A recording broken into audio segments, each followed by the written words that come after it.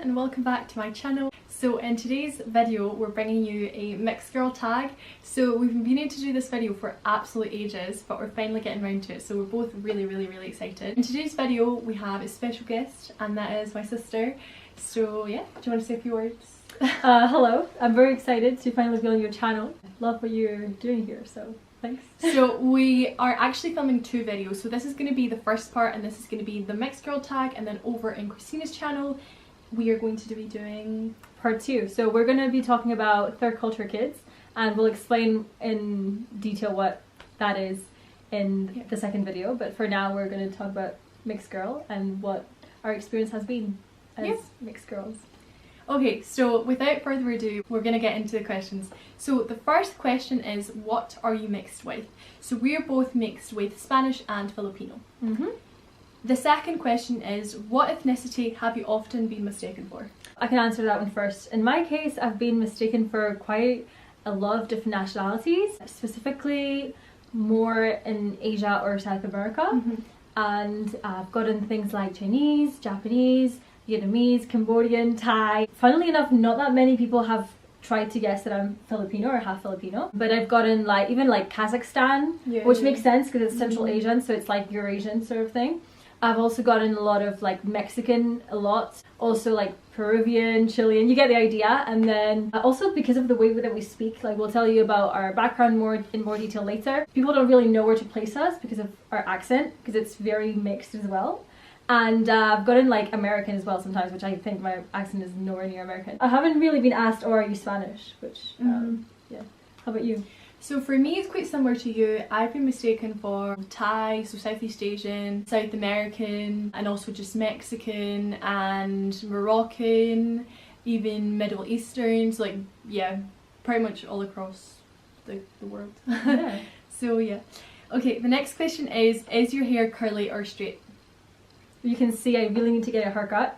So mine's a bit wavy, I would say, in between. Same as you. So I would say, mine's is really frizzy. Right now you can't really see the curls because my hair is just really frizzy. But I would say my hair is way more towards the curly side. Yeah, you used to have curly hair as a young kid. Yeah, I mean, I feel like I still do. On a good day, I'll have you'll see my nice curls. But I feel like yours is more just wavy. Yeah.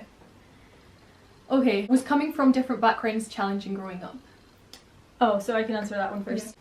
Growing up, yes, I would say, especially because we grew up in environments that weren't very diverse. For instance, in our school it was mostly just white people, and so we felt like we didn't fit in, but we didn't understand why.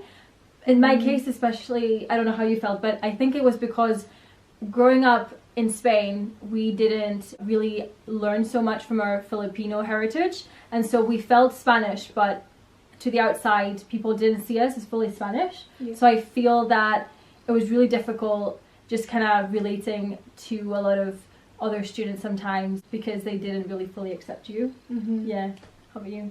Yeah, so in my experience it was quite challenging because I always felt like an outcast. I always felt like I didn't belong. We were the only really, in our primary school, we were the only ones that kind of looked the only Asian looking kids really. So we always felt really I always felt personally really weird, I didn't fit in, and it was quite challenging, especially because our school was predominantly just white. Yeah, it was quite difficult, and especially with comments and racism that we experienced, it was quite challenging personally. And then even when we moved to Scotland as well, I think it was quite hard just because everyone was still a very predominantly white school. Even more so, I would say. Even more so, yeah. Literally 98% Scottish people. It was quite difficult growing up, but I think in this school in Scotland, I felt more at ease. Also, I just want to add, I just remembered people would refer to us as the Spanish family in our town because nobody else was from Spain here. Okay, so the next question is, which background do you embrace the most?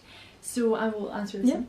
Personally, of course, because of our experience, so we were both born in Spain, we both grew up in Spain. So half of my life I've been in Spain, and more than half of your life has been in Spain. I just wanted to say Spanish is our mother tongue as well, so we have that. Yeah, so we speak the language fluently. We have never been to the Philippines. Neither of us have been. We don't speak Tagalog. We've just grown up with such a Spanish culture, Spanish mentality and so on, that we just embrace that side more. But I feel like now we're kind of getting older and maturing a little bit more, and we feel more like connected to our other side as well, I think. I feel very similarly to Monica. So we both grew up in Spain, and that's why I feel we're Spanish. But at the same time, it's due to the fact that I haven't grown up knowing Filipino culture. We haven't really been in touch with our Filipino heritage, and for that reason I haven't really felt that close to it. I mean, I just wanted to add, like, in a way we have been brought up with certain cultural aspects of the Filipino like culture. Like, I wouldn't say we've not, like, at all, because we still, like, obviously we're really, really close to our Filipino family. We like have eaten like Filipino food, and we've like always, when we're over to like aunties or uncles' houses, like we'll hear Tagalog all the time. In a way we have been quite exposed to the culture and things like that, but we still haven't been brought up like in our day-to-day lives with our home environment. It hasn't been like Filipino, like it's always been very, very Spanish, I would say. And I would say that, yeah, we always looked at it from the outside, like we weren't really like part of it. Like whenever we went to those events, they had like,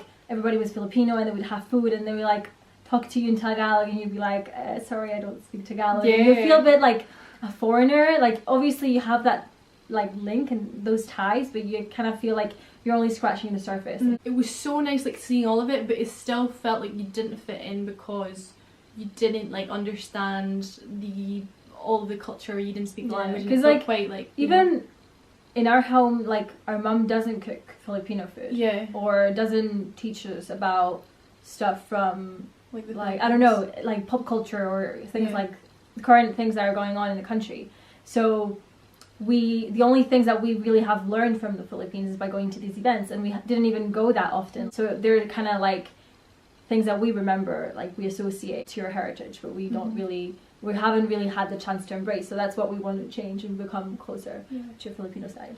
And I was also going to say, I feel like my mom has also kind of brought us with a very Spanish culture too. Like we've never really spoken very much about the Filipino culture either, just because she's like grown up with the Spanish culture too. So yeah, it's just kind of always been like that at home. But I feel like now we've gotten to a stage where we want to learn more, we want to get more in touch with our Filipino side. We want to talk more to like our family members in Tagalog, and just kind of like learn more about that part of our family, because I think it's so important. And for me personally, like it just makes me feel better, like kind of more in connection with myself and my blood and just my roots and stuff. So yeah. Okay, on to the next question. Have you ever been teased for being different? Going back to our early childhood days in Spain, we both, I think, we used to be called like names sometimes, being called Chinese. Those things were really hurtful because as a kid you just feel like you're like everybody else, but you're like, why am I different? I haven't done anything wrong. Why are they laughing at my facial features, for instance? And then that creates, like, I'm really ashamed of this, but like back then I didn't know any better, but I would be ashamed of my more Asian looking features, because I would be like, oh, these are not desirable, because people like make fun of me for looking this way. Like my eyes, I'd be like, oh no, my eyes are too squinty, like this can't be good or whatever, and it's just nonsense. But yeah, so also in Scotland, I wouldn't say I was fortunate. Yeah, I was fortunate enough not to get as much name calling or whatever, but it's mostly because I didn't really speak to anyone. When I moved to Scotland, I for some reason became extremely shy, so I wouldn't really speak to many people. I've come a long way since, which I'm really happy about. But for sure, like like I literally remember the days like you just wanted to talk to anyone. Right. Like that was us. Yeah, we were just really like in our little shell. It was like a bit like a lot of like cultural shock as well. I think in my case, I wasn't, called out for being different as much, but Monica has a different side to the story. So I experienced like a lot of racism in primary school. People would make fun of like me being darker, and it just wasn't nice when you're young. Like you just feel really, really vulnerable and you don't know what to do, and you just feel really like different to everyone else, which you don't want to feel. And then when I moved to Scotland, like I still experienced a certain degree of racism. I feel like it wasn't that much though, it wasn't as much in comparison, but like I still got things like, oh, go back to your country, and like what are you doing here and stuff like that. And I was just like honestly, why are you saying this to me? And especially because I couldn't defend myself at the time. Like I was a really, really, really, really shy person. I would literally just like keep it in, and also, I wouldn't say anything. Because like we didn't really speak English that well. Like one of the issues that I faced was that I didn't really want to get into conflict with people because I wouldn't know how to talk back to them because I didn't have the vocabulary necessary to do that. So I would just like shut up and like keep to myself. So I feel like, you know, that was like the most annoying thing for me. That was the most frustrating thing. Because, like I just couldn't, it's not that I want to, it's not like I'm like someone who wants to start a fight or wants to answer back, but just that thing of like standing up for myself and being able to protect myself, like I couldn't do that, like I would just have to keep it in. Like bottle it up and then you just feel awful like I just felt so bad. I would go home and I would just be like really upset about it. But that is like the hardest thing, like that language barrier and not being able to stand up for yourself is so difficult, especially when you're young and when you just feel so vulnerable. You've moved to a new country and people are saying all these names to you, like what are you meant to say? You're still trying to like figure yourself out. You have these all this like identity crisis because you don't really know who you are. So we didn't have like the best experiences, but I feel like they have definitely shaped who we are today, and I feel like I'm in a way grateful for these experiences, even though like obviously they were horrible. Like in a way we're very grateful for them because we wouldn't be who we are today. So yeah. Okay, on to the next question. Have you ever been ashamed for being multiracial? So I'll answer that one. Yeah. So actually, yes. When we were younger, obviously as we said earlier, we were very like just kind of ashamed, didn't want to be the Asian kid. Like for example, in the school in Spain, like I just didn't want to be the Asian kid. I just want to be fully Spanish and so on. When I moved to Scotland as well, like I would never say like I'm half Filipino, half Spanish. Like I would always say, we would always be the Spanish family, would always be the Spanish kids. Like when people would ask, where are you from? I'd be like, oh, I'm Spanish. Yeah, and that was just kind of all throughout not all throughout school, sorry. Even like my own friends, like I didn't even tell them that I was half because I still had that like feeling of like I just don't want to be Asian. I just don't want to be Asian. So I just didn't tell them, but they knew obviously, like you can tell I'm not fully Spanish. I just want to say that creates a barrier between like your friendships because you don't let yourself be fully like open and vulnerable with other people because you always have that thing that you're hiding. So I really feel like I relate to that because I didn't even tell my friends that I was half Filipino, like why not? But I just felt like if I told them that I was Asian, that they would like me less because of that thing like that we always had, felt that like inferiority, which complex. Is so silly. But it's just, I think it's now with this conversation I'm starting to realize that it's also because of the way that we were treated as young kids that we associated that in a negative way. If we showed that we were half Filipino or like half Asian, that it would be we would be treated or picked up on, like treated worse. So we just didn't want to get involved. Like we just wanted to be like everyone else. We wanted to fit in. We wanted to be European. We just wanted to fit in with the white kids. Like that's all we wanted. So we just never really said that we were half. And I felt kind of bad because as you said, like there was always that barrier. Like I couldn't be vulnerable. I couldn't really open up to my friends in other aspects because I always had that barrier in front of me of like I am half, I haven't told you, like we have been friends for years and you don't know this from me. But eventually obviously like they knew and like we're still amazing friends. Like I just felt so much more comfortable. And then I went to uni and still like so many of my friends I still like haven't even told them, which is absolutely crazy. Like I don't know why, okay, we're both very like kind of coming to terms with it still, but I think that now I have reached a like much better stage in my life where I'm happily and proudly like half Filipino, half Spanish.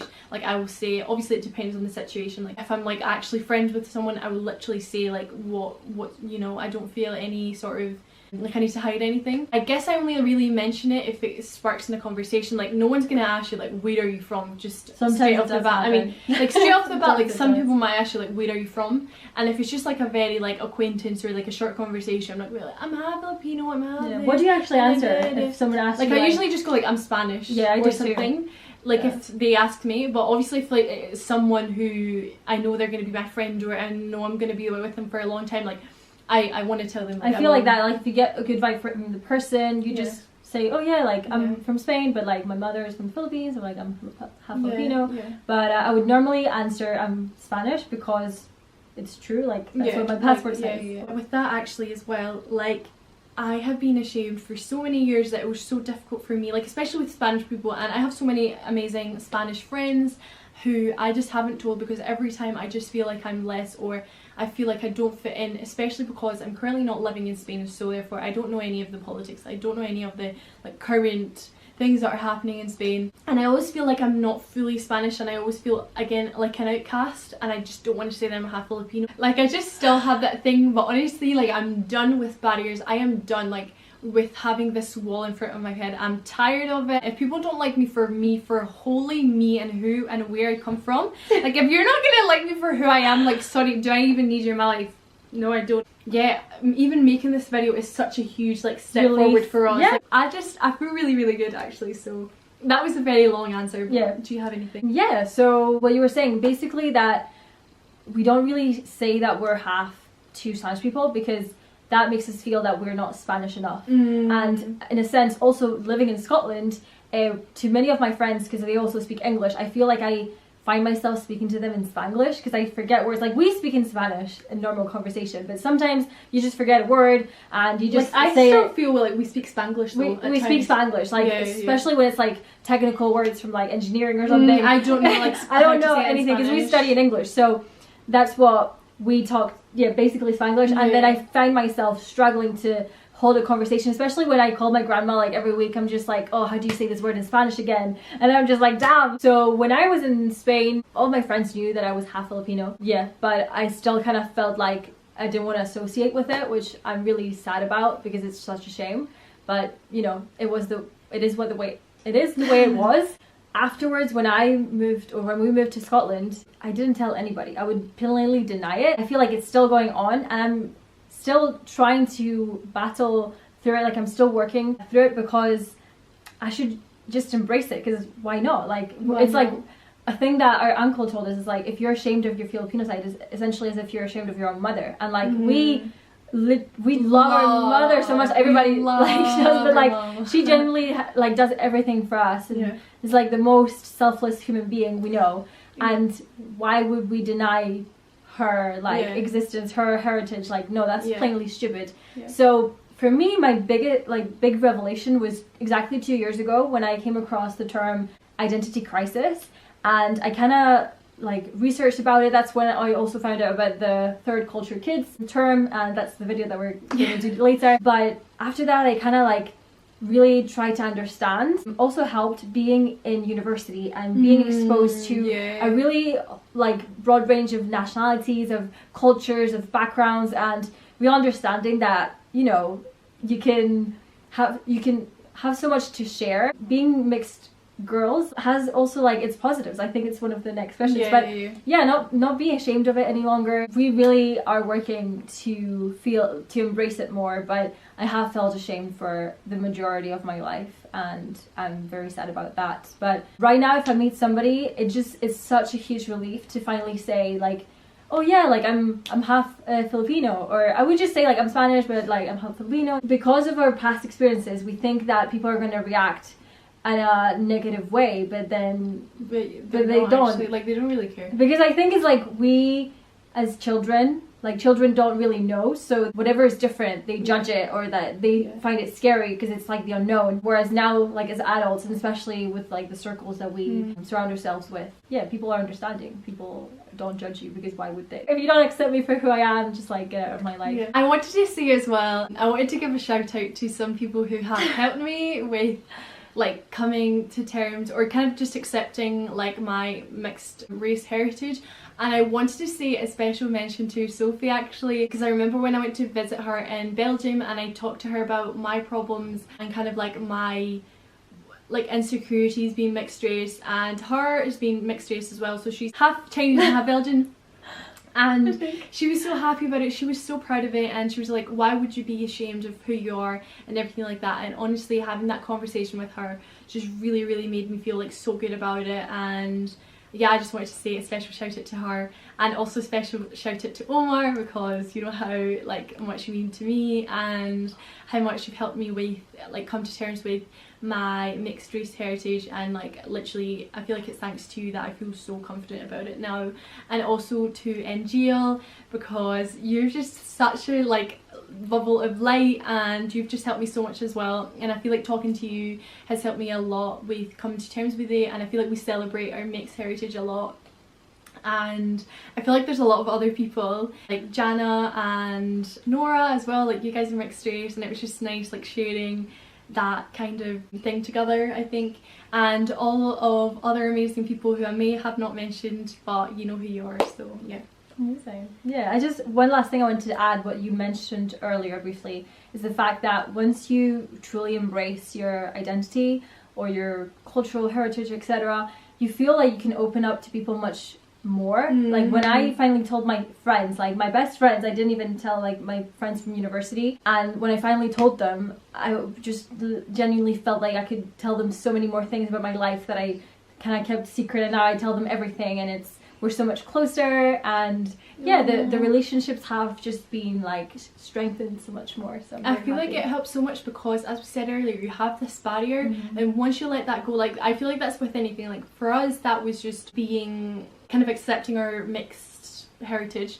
With other people, it can be anything. So I feel like once you have that once you break that barrier, you can just open up yourself and be so much more vulnerable, and the friendship just becomes so much more wholesome and whole because people accept you for truly who you are, like anything, good, bad, the good and the ugly, and this is good, literally good, but I'm saying other things. No, but I think it's also like because you enable the two of you, if it's like two friends, to develop that trust and to really like share with each other like your insecurities and like your worries and everything like that. So I feel like it's just. I feel like this question we've just gone on and spoken for like 20 minutes. I don't even know. It's helped our friendships a lot, and I'm really, really grateful for that. So we haven't like lost friends because of it. I don't think I have lost any friends. I don't think I have either. I told them like So the next question is, do you feel that being mixed has its benefits? Okay, I'll answer that one first. Definitely. I don't want to say that, being mixed girls is superior to anything else, but from our point of view, as we have mentioned some of our like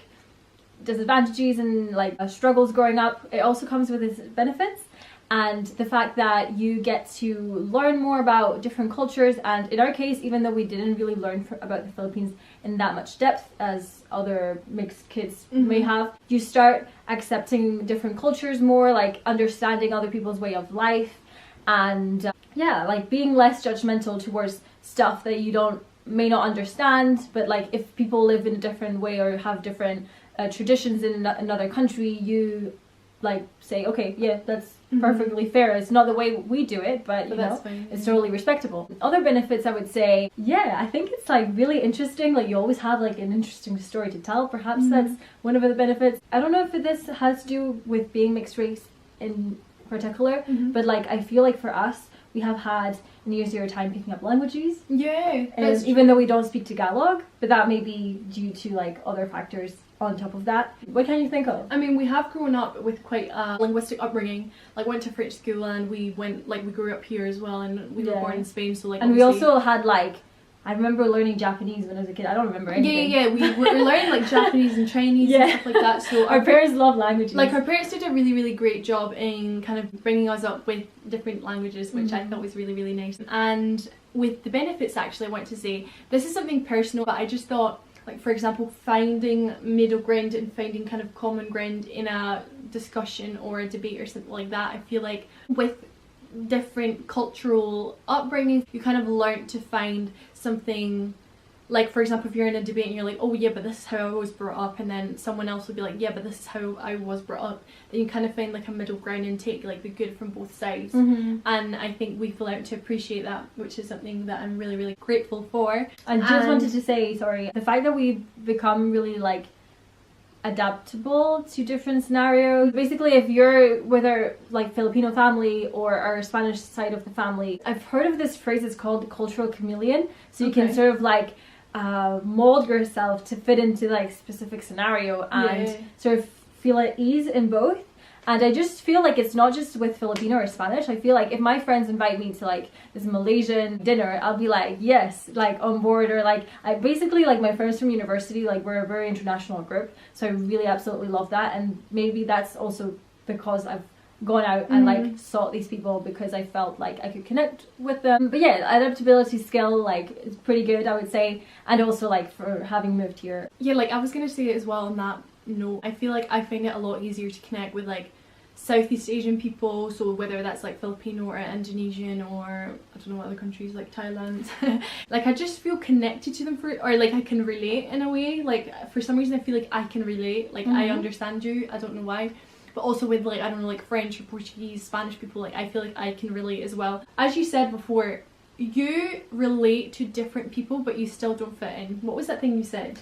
Like, you feel like you can relate. This is the thing I say is like you feel like you belong everywhere, but you also belong nowhere. Yeah. Like you really feel so that. You feel like you're you Spanish, but you're not fully 100% Spanish because you haven't like lived there all your life. You don't know what like what you said at the beginning. Like we don't know like the current pop culture stuff, stuff that is going on. Like still, like I can know about the politics. I can know about like stuff that is currently happening, but I wouldn't know, like especially like when it comes to like slang. Like there's many times I feel like a grandma talking to my Spanish friends because I just don't know like some of the words, like because I spent my teenage years in Scotland, so I genuinely don't know how to say a lot of the things that like young people but also say. On that note, I feel like even when I'm talking to my Scottish friends, like I still don't even know like some of like the TV shows that they watch growing up, because we watch like Spanish TV shows, and then like for example like other like language slang stuff like in Scottish, like I'll know some but I just won't know like every single word. Like I'm still like I still feel like I'm learning in a way, and so I never know like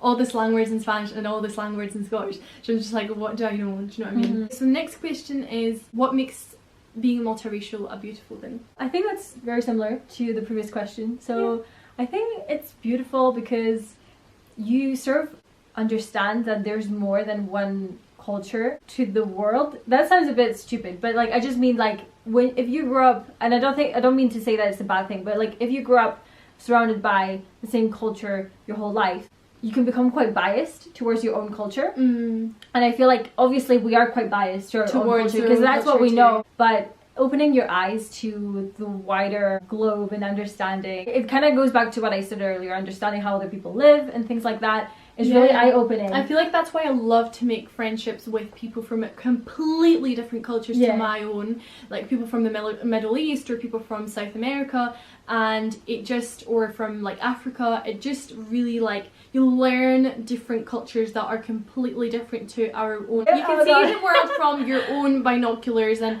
ours will be Spanish and Filipino, and we won't know what, like, for example, random people live like, but when I spoke to them, like, I'm like, wow, like, I've learned so much from you. And I also think that maybe it's also related to the fact that our family loves to travel, like, we genuinely travel whenever we can, because it's we prioritize it over other things. Personally, I just feel like it gives me such a better understanding of the world, and it helps me become more accepting of other people. The last question is, any advice to someone who struggles with their multiracial identity? So my advice would be to fully embrace who you are, fully embrace where you come from, fully embrace your roots. And if you don't feel like connected to, let's say you're like half Jamaican and half Italian, and you're not connected to your Italian side and you feel way more Jamaican, just kind of do whatever suits you. So if you don't feel kind of connected to your Italian side, you don't have to say that you're Italian, you can just say that you're Jamaican. Or if you've been brought up in Qatar and you're half and you just don't feel either Jamaican or Italian, you can just say you're Qatari. Like you don't, even at the end of the day, you choose where you're from. I was just gonna exactly. Like you choose where you're from. So if you don't feel connected to your roots or where you come from, you don't have to feel like you have to tell people that you're from here. Like I could just be like, oh, I'm Jamaican, you know? Like it doesn't, it's not a label. Like people love to put people in boxes. People love to label people, but at the end of the day, like you do what helps you most. And I feel like we're making this video because it's helping us so much to kind of get this barrier out, get this thing that we've always had in our head, and it's helping us like feel more connected to our, like, to both sides, which is something I want to do because it helps me find peace, but it doesn't necessarily help everyone. I know like you might have probably gone through your fair share of like racism and microaggressions and all these things that we might have experienced growing up, but I think just fully embrace what you've been given, where you've been brought up, and appreciate like the culture. So yeah, that was kind of like what I thought. Yeah, so I would say very similar to what you said. Basically, it doesn't even have to be like if you're half from, you said, Jamaica and Italy, and you are brought up in the UK, you can feel British. It's just what you identify with the most and what you've been brought up and influenced with that makes you feel like who you are. Like you're completely like allowed to do that. Like what helps you. Exactly. And another piece of advice that I would give, as Monica said, she has had a lot of support from her friends. Personally, I don't think I know very many mixed people, so going on like YouTube and like finding other mixed people, like not just us. Someone who is half Filipino and half Spanish might watch this video and feel like, I haven't met anybody. Like we've never ever met anyone who's half Spanish and half Filipino. There's so many Yes. possibilities of different races, like different mixes. So we've never actually met someone who's half Filipino, half Spanish. So someone who is might watch this video and feel a bit better. Yeah, and the stuff about like being half, like, you know when you do that DNA test, like you're not even 50-50. So it's just what you want to identify as, and I think that's totally valid. If you're not lucky enough to meet people who are similar to you, maybe going on YouTube or, you know, social media, and just kind of like finding people you can relate to might help. So that was the last question from our mixed girl tag video. So I think we've said this like 4 times, but if you want to see more of us, there is another video coming up. There's the part 2. Yeah, part 2 on her channel. So I'll link everything down below, of course. And I hope you guys enjoyed this video. I hope it was valuable. I hope you learned something from it. And yeah, it was an amazing video to make. I hope it helped all of you mixed people out there who might have struggled in the past, or hopefully you learned something new about us, because we're obviously starting our channel, so this is quite a huge video for us to make. So yeah, I hope you enjoyed that. But yeah, I will see you guys in the next video. Bye. Bye.